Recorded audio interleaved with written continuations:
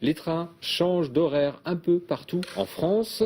Peu de changements en revanche en Bretagne pour les TGV et les TER. On fait le point avec Serge Leroux de la SNCF. Bonjour. Bonjour. Vous êtes correspondant nouveaux horaires donc pour la compagnie de transport ferroviaire. Première chose, pourquoi ce grand changement ? C'est en effet un changement majeur cette année. C'est un changement qui se déroule chaque année, habituellement en fin de période. C'est sur le réseau français, sur le réseau européen. Cette année, il y a en effet 3 raisons principales qui font que les modifications sont plus ou moins importantes suivant les régions. La première, c'est que le propriétaire du réseau Ferro de France, qui en est propriétaire depuis 1997, a souhaité généraliser le cadencement. C'est quoi le cadencement ? C'est faire partir des trains pour une même relation à des horaires réguliers. On part à 18h15, 18h30, 18h45, 19h. C'est ça. On le voit d'ailleurs sur le départ de Rennes par exemple. H+3 ou H+33, donc voilà. À chaque heure, ça sera 14h03, 14h33, et au départ de Paris, H+12, donc 12h12, 12h42 ou 14h42, enfin, voilà, c'est régulier, on le sait comme ça. Donc l'avantage, c'est que ça permet d'organiser mieux les circulations des trains, et ça permet aussi aux clients de mieux se repérer. Donc ça, c'est la première raison majeure. La deuxième, c'est que tout le réseau en France est concerné par des travaux de grande envergure et en Bretagne particulièrement. On sait qu'il y a un grand projet en Bretagne, ça s'appelle Bretagne à grande vitesse et les travaux ont débuté depuis 2007 et continuent encore jusqu'à 2016, que ce soit sur l'axe Brest-Rennes ou sur l'axe Quimper-Rennes. La troisième raison,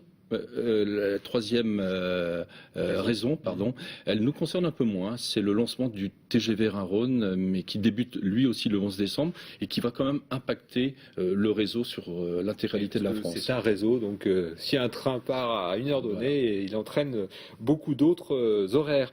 Côté TER, parce que ça intéresse beaucoup aussi les Finistériens, est-ce qu'il y a de gros changements, Serge Leroux, dans le département ? Des gros changements, c'est pas le terme qui convient, parce que je rappelle qu'au niveau national, 85% des trains donc, sont modifiés à partir du 11 décembre. Ce n'est pas le cas en Bretagne.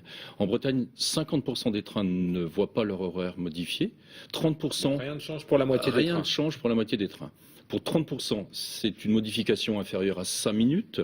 Et pour 20% d'entre eux, ce sont des modifications donc, de plus de 10 minutes. Et il y a entre autres des TER qui sont concernés. Mais ce qui est surtout à noter, c'est la création de nouveaux TER, et tout particulièrement en Bretagne Sud. Alors justement, quelques exemples peut-être ? Quelques exemples, un axe comme Quimper-Lorient par exemple, à partir de mardi prochain et même de lundi 12 décembre, verra donc 6 TER supplémentaires circuler. Ces d'ailleurs TER ont été annoncés ce matin même par Gérard Lahellec, vice-président de la région Bretagne et en charge des transports, et qui annonce donc 95 arrêts supplémentaires en Bretagne Sud.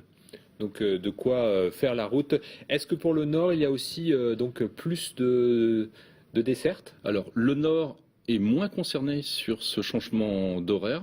On va dire que le Nord avait été bien servi jusqu'à maintenant et le Sud était en léger retard. Donc il y a un rééquilibrage.